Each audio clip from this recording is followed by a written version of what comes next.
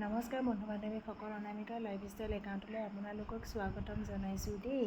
আৰু এইফালে কেমেৰা আঁৰৰ কাহিনী, মানে এখন ভাতৰ কাহিনী সজাবলৈ গ'লে যে কিমান কষ্ট হয়। ভাতকেইটা বাতিটো লৈ জাষ্ট দিছোঁহে, তিয়ঁহকণ দিছোঁহে, বেঙেনা ফ্ৰাইকণ দিছোঁহে, আৰু মাজে মাজে যে ভূমিকম্প যেনেকৈ দিলে মাটি ফাট মেলে, মোৰ ভাতৰ কেইটা ফাট মেলি গ'ল। আৰু লগতে আকৌ বাতিটো সোমোৱাই দিলোঁ। মই ভাবিছোঁ ভিডিঅ'টো যেনে তেনে বনাওক, তাৰপিছত আকৌ উলিয়াইছোঁ আৰু আকৌ দিছোঁ মই এয়া ধুনীয়াকৈ এতিয়া কণী আৰু আলু ভুজিয়া আৰু মধুসোলং টেঙা, কণবিলাহী আৰু লগতে আলু দি যে মাছৰ টেঙা আঞ্জা জোলখন বনাইছিলোঁ নহয়, ইমানেই খাবলৈ সোৱাদ হৈছে।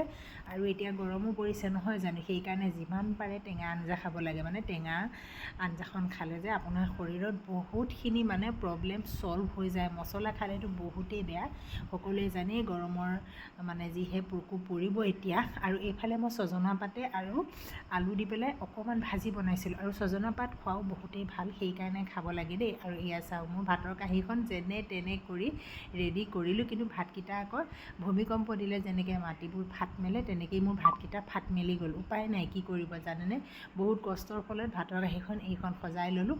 আৰু এতিয়া তাকে ব'লক ভাতকেইটা ধুনীয়াকৈ খাই লওঁ। আৰু ভাতকেইটা খাবলৈ কেনিনো তৰকাৰী মানে বাকি ল'ম সেইটোৱে গম পোৱা নাই। চামুচে সৈতে যেনে তেনে ভাতকেইটা ভাঙি তৰকাৰী অকণ বাকি লৈছোঁ, মাছ অকণ এৰাই লৈছোঁ, আৰু লগতে কণী ভুজিয়া অকণমান লৈছোঁ, আৰু ছজনা পাত যে ভাজিছিলোঁ সেয়া অকণো লৈছোঁ। আৰু এতিয়া ভাতকেইটা খাইছোঁ আৰু দেই।